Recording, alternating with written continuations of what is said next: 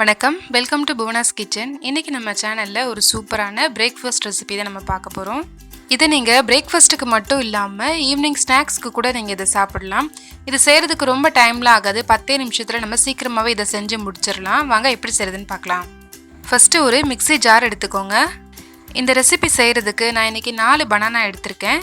இந்த பனானாவை நம்ம சின்ன சின்னதாக கட் பண்ணி மிக்ஸி ஜாரில் சேர்த்துக்கலாம். பெரிய பனானாவாக இருந்தால் 2 பனானா சேர்த்துக்கோங்க. நான் சின்னதாக இருக்கிறதுனால 4 சேர்த்துருக்கேன்.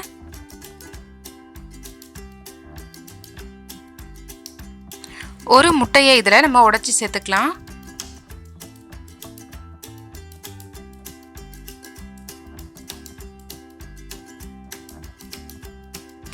இது கூட 1 கப் காய்ச்சி ஆற வச்ச பால் சேர்த்துக்கலாம்.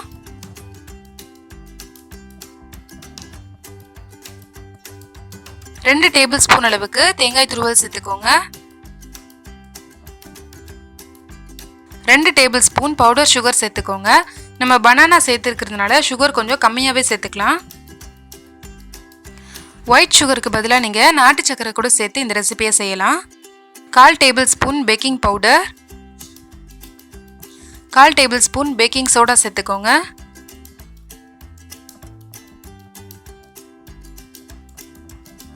வாசனைக்காக 2 ஏலக்காய் சேர்த்துக்கிறேன். நீங்கள் ஏலக்காய்க்கு பதிலாக வெனிலா எசன்ஸ் கூட சேர்த்துக்கலாம். இப்போ இதை நம்ம நல்லா நைஸாக அரைச்சி எடுத்துக்கலாம். இந்த மாதிரி நல்லா ஸ்மூத்தாக அரைச்சி எடுத்துக்கோங்க. இப்போ ஒரு மிக்சிங் பவுல் எடுத்துக்கலாம். அதில் 1/2 கப் அளவுக்கு மைதா சேர்த்துக்கிறேன். மைதாக்கு பதிலாக நீங்கள் கோதுமை மாவு கூட சேர்த்துக்கலாம். நம்ம அரைச்சி எடுத்து வச்சிருக்கிற மிக்சரை இதில் ஆட் பண்ணிக்கலாம்.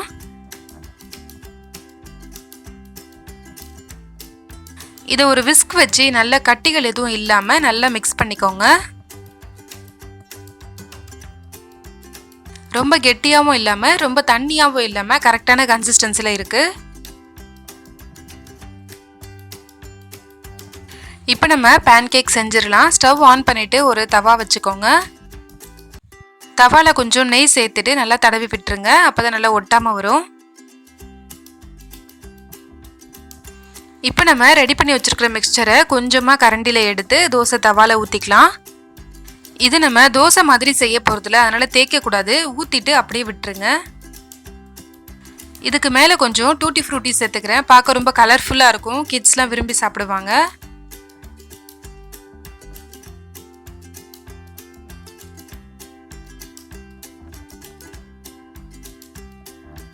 ஒரு சைடு வெந்துருச்சு. இப்போ நம்ம திருப்பி போட்டுடலாம். 2 பக்கமும் நல்லா வெந்துருச்சு. இப்போ நம்ம இதை ஒரு பிளேட்டில் எடுத்து வச்சிடலாம். ரொம்ப சுவையான பனானா பேன்கேக் ரெடி ஆகிடுச்சு. கண்டிப்பாக நீங்களும் உங்கள் வீட்டில் ட்ரை பண்ணி பாருங்கள். இந்த ரெசிபி உங்களுக்கு பிடிச்சிருந்ததுன்னா லைக் பண்ணுங்கள், ஷேர் பண்ணுங்கள், சப்ஸ்கிரைப் பண்ணுங்கள். தேங்க்யூ.